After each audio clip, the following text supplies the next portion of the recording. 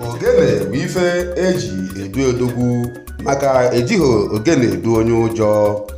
Ogene maka pela haba ịma na nnukwu mmọnwụ nọ n'ọgbọ. Ogene maka pela haba ịma na oge elugo mgbe eji akpọlite odogwu eji eje mba. Nwere ohere a wee na-asị happy birthday High Chief Innocent Obiwulu, akụ atụ egwu na ụmụ atụ egwu Okija.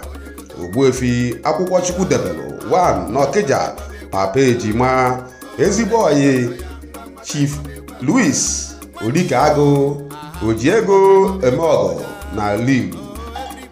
Ogbuefi Nze Innocent Obiwulu, Chairman Managing Director Oman Nigeria Limited, Founder Ihiala Local Government United Brothers, former Chairman Ihiala Brothers, former Chairman Top 10 United Friends Club of Liberia. Happy birthday High Chief Innocent Obiwulu.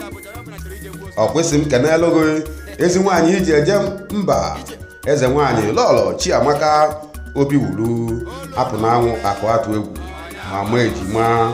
Ọ dị ka a chọrọ nwaanyị ọma anyanwụ ụtụtụ ọma obi dị ya ọjụgo ụmụ agbara achara ugo. Ọkwa ịbatara na ndị Obiwulu ife dị iche wee dị maka na nwoke rute ezigbo nwaanyị okewe ike n'ilo ọbụla mba ụwa mara onye ọ bụ omewe ọfụma. High Chief Innocent Obiwulu, akụ atụ egwu na ụmụ atụ egwu Okija. Ọkwa isi nkenelu gị ndị ezigbo oyi gị maka na ezigbo oyi ka ajọ nwanne. Isi nkenelu gị High Chief Anthony Ụzọchukwu, aka ekpuchi ọnwa na Nnewi, Agụ White, akụ atụ egwu si m kene gị. Esikwa m kenele gị Mr. Edwin Okwuba, Eribe Agwụ 1 na Okija, Eribe na Japan, Chairman Managing Director Cornerstone Japan. Akụ atụ egwu si m kene gị nọ ndị o ji eje mba. Akụ atụ egwu si nkenekwa High Chief John Nzube Chukwudozie, Akụchinachi 1 na Ụbaha Ụdala Okija, PG Ụbaha Ụdala. Akụ atụ egwu si m kene gị na ịbụ ezigbo man ya. Akụ atụ egwu esikwu nkene Mr. Jude ọbụna dike Patakụ Liakụ na ụmụ atụ egwu Okija odogwu na Benin. Akụ atụ egwu na-ekene gị na mmadụ ka eji aga. Akụ atụ egwu si wee sị nkenekwa obi ajụlụ ike dị n'obi, obi standard nwaka ibia na Nnewi. Akụ atụ egwu na-ekene gị daalụ ezigbo mmadụ. Mr. and Mrs. Emeka ndị a na-efo ọkụ oburu ụzọ na Okija, PG ụmụ atụ egwu Okija. Akụ atụ egwu si m kene gị na ezigbo mmadụ adịrọ fecha fecha n'ọkwa ịma na nwanne mmanụ nwanne ya ka anyị na-eme. Happy birthday akụ atụ egwu. Happy birthday High Chief Innocent Obiwulu.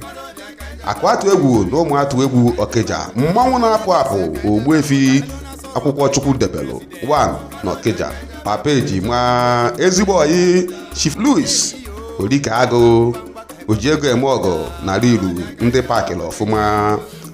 Anyị nchanyere gbakọrọ aka ọnụ wee na-asị gị High Chief golibe ogologo ndụ na-arụ isi ike, ife akụ na ife enwe ka anyị na-ekpele n'isi gị. Anyị na-agọrọ ọhụụ na-asị ife niile ịchọ n'ụwa na Chukwu ga-emezuru gị maka na nkwa niile Chukwu kwere na ndụ gị na Chukwu emezugo ya.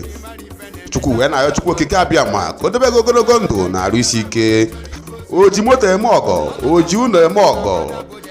Ọkwọ onye na-afụrụ gị anya ndụ ya agbanwee maka na ogbenye metụ ọnụ uwe gị aka ndụ ya agbanwee. Happy birthday High Chief Innocent Obiwulu, Ogbuefi akwụkwọ Chukwu debelu 1 na Okija, papa ejima. Happy birthday.